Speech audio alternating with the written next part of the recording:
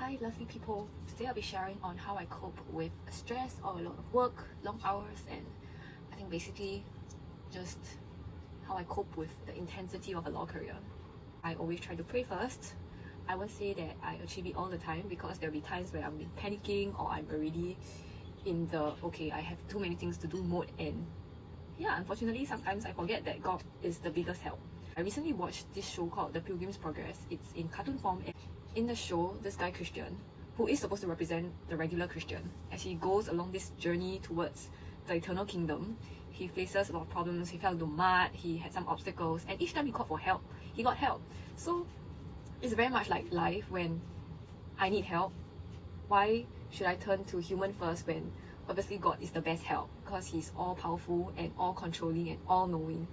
I think many times we don't pray because we underestimate the power of prayer, and we underestimate what God can do just by looking at things from the human perspective.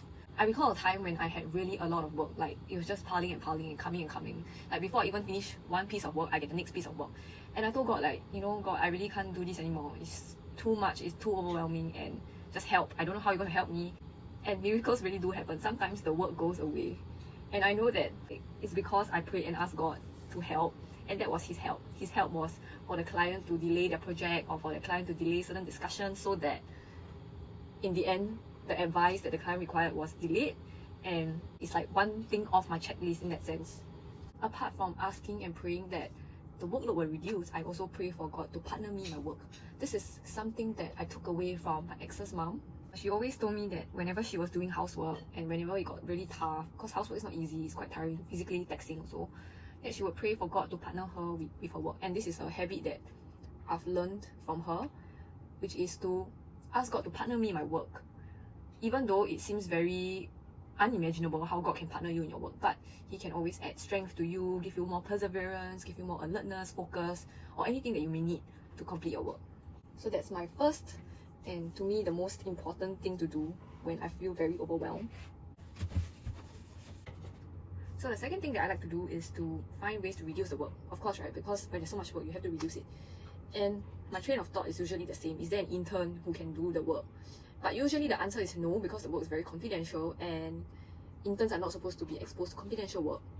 Or at least not where the client is really super important. But interns can help with research, admin work. Essentially, they can research without a full context of who the client is. And they can do like the more administrative work if possible. So I will always think, is there an intern who's willing to help? And if so, then I will pass on the work. But sometimes when the work cannot be done by an intern, then I will try and ask for help. Like if I'm really overloaded and every piece of work is due on the same day, and there's no humanly possible way for me to finish everything on time, then I will try to let my senior on the same file know that, I have this and that other thing due at the same time. So it's going to be difficult for me to do. And if they have capacity, sometimes they will help and take on some of the load, especially if it's something easier for them to do or not too taxing. That's one way to ask for help. I must say that, that's not always a way that works because everyone is quite busy in the team. But if you never ask, you never know. So just try, ask, and pray that, somebody will have capacity along the way to offer you some help. There's quite a variety of work that we have to do on a day-to-day basis. There are urgent work, there's admin work, there's internal work, and so you just have to ask yourself, is this necessary now? It may be necessary in future, but at least for now, if I think it's not necessary, I won't want to do it. Honestly speaking, reducing the work is something I try to do, but may not always accomplish. In fact, never humanly accomplish, because the work is there. It's how do you reduce it unless somebody helps you with it? So this is a thought that I have that rarely comes into fruition. The third thing that I tell myself to do normally is to take things one step at a time, because it's very normal that when you get a lot of work and you get a long to-do list, you're like, okay, I want to do this, I want to do that, and your mind is all over the place. It's like half here, 1/4 there, 1/3 there, and when your mind is so distracted like that, it's very hard to do anything properly. While you're at this, you're thinking of that. While you're at that, you're thinking of something else. So what I tell myself to do is that if I want to finish all my tasks, I have to do them one at a time. I have to choose one, focus on it, and don't worry and stress about the rest while doing this one task that I'm doing. I think it's simply the concept of letting other things worry for themselves. So while you're doing task A, you don't worry about task B or task C, because that worry is inefficient and unproductive. It doesn't help you do task A better, and neither does it help you finish all task A, B, and C better. So it's best to take one step at a time, focus on the current thing that you're working at, and be patient in working at this current thing before even worrying about the next task. Yeah, I find that this really helps to still my mind and gives me a lot of peace as I patiently trawl through the law or patiently read my advice.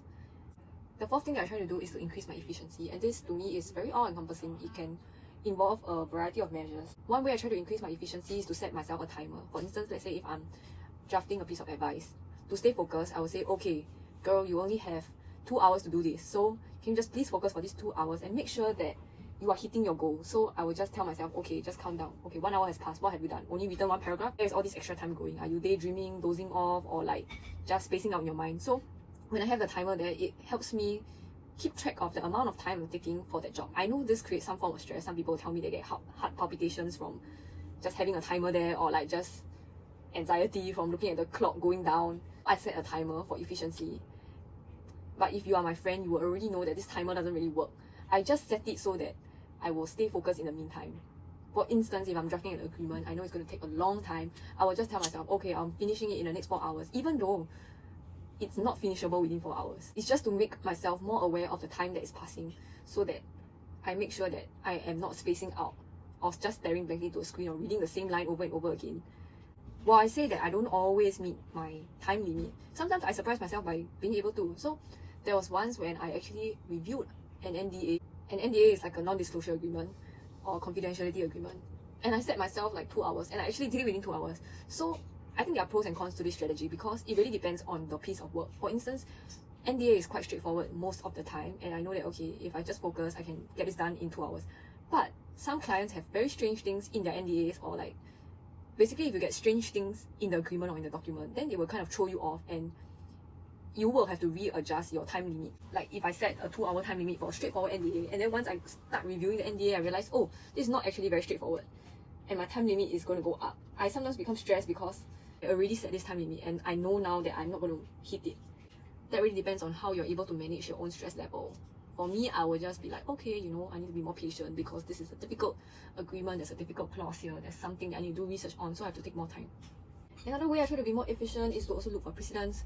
This was something that I didn't have access to when I was a trainee because everything was private and confidential, and like, yeah, no senior would want to send me a precedent from a client or whatever, and I have to do everything from scratch.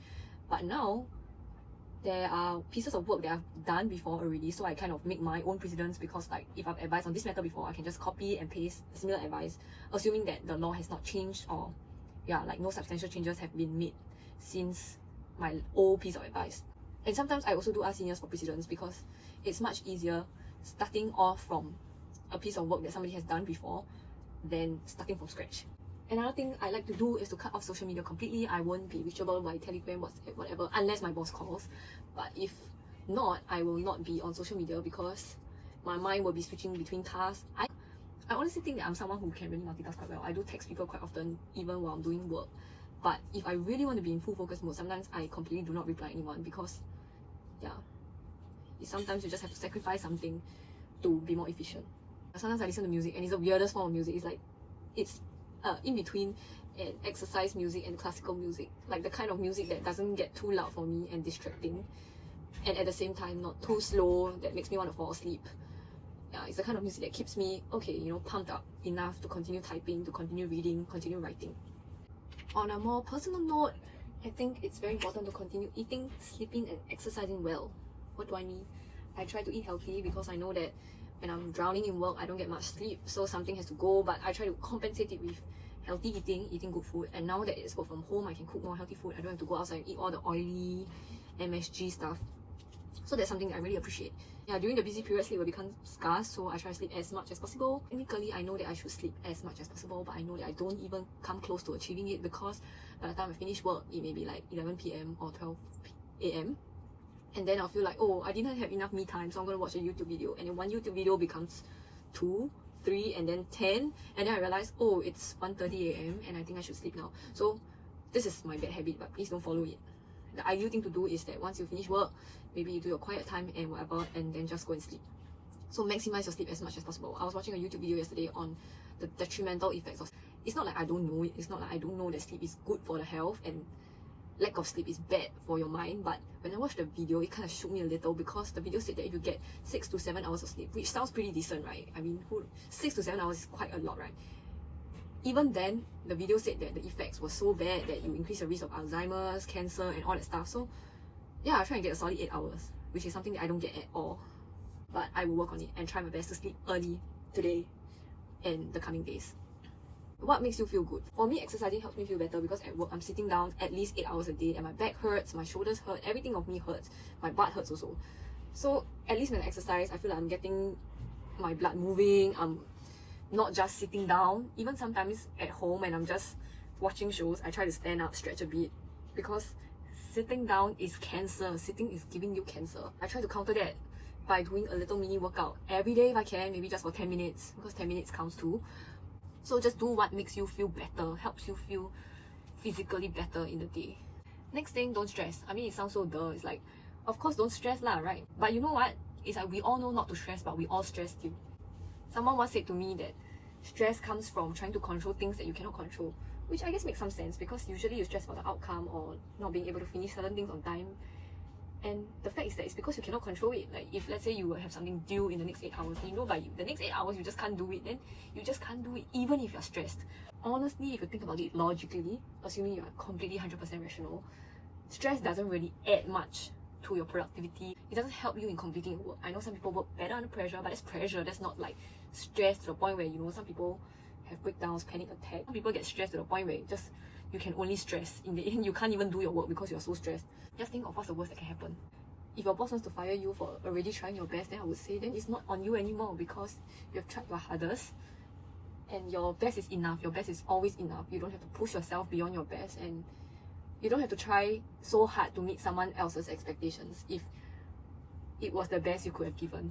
This links back very closely to the first thing I do is to pray. Because the moment I pray, I just recognize that God is in control of every single thing. He can move things in your favor and that I've entrusted the situation to Him. So no matter the outcome and no matter whether I can or cannot do, He knows my heart and He knows that I have given it whatever I could. I realize that whenever I have a lot of work, I tend to feel quite depressed and down and demoralized because, not because that I can't do the work, sometimes it is that reason, but let's say even if I can do the work, sometimes I do feel demoralized because I just feel that when am I going to get rest? I feel like it's never ending. It's like work after work, this piece after that piece, and it's just very humanly depressing. Like just any human would feel tired, any human would tend to feel burnt out and just feel like you need a break, but you can't get the break because the next thing keeps coming. So I tend to get more and more complaintful as work gets more and more, and I don't think it's a good habit to cultivate. After all, the Bible says, right, to be content in every circumstance. So I think one thing that helps me is to find something to be grateful for.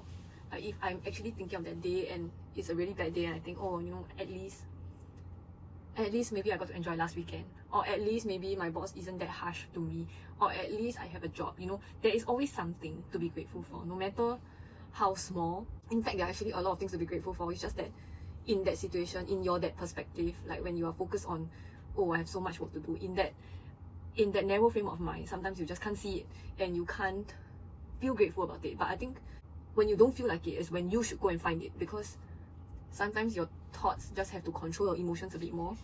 Sometimes it's important not to look side of the forest for the trees and like don't go into this mode where you just start spiraling and think that, oh, I hate my job, now I'm going to quit because everything is terrible, that I have so much work and all that. I think you just need to take some time to step back a bit and also notice that there are still good things in life, still.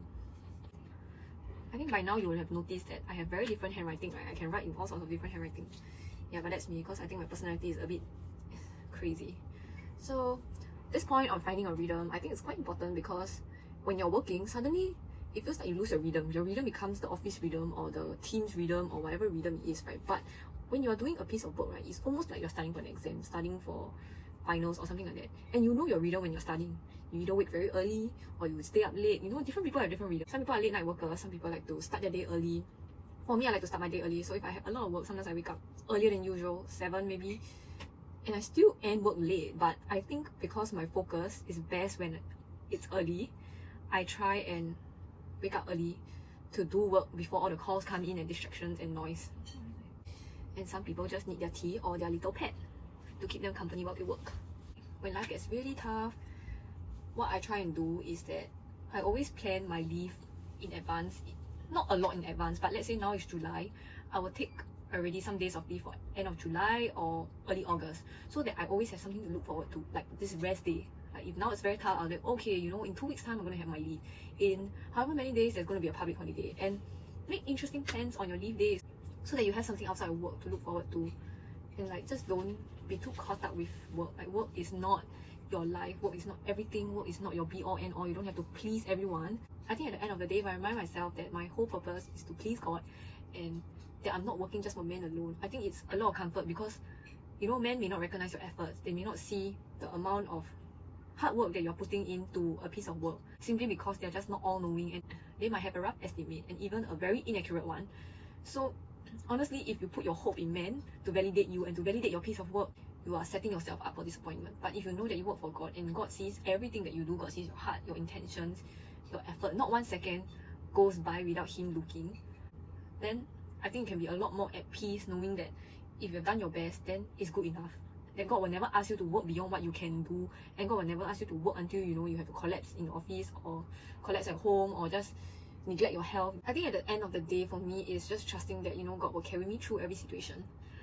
Hope that my sharing helps you if you're dealing with a lot of stress, a lot of work, whether is it really at work or in school. I just hope that you will find a peace that transcends all understanding. Just know that your best is always enough. And I hope that you take care of yourself. Don't neglect your well-being. That's all. See you in my next video.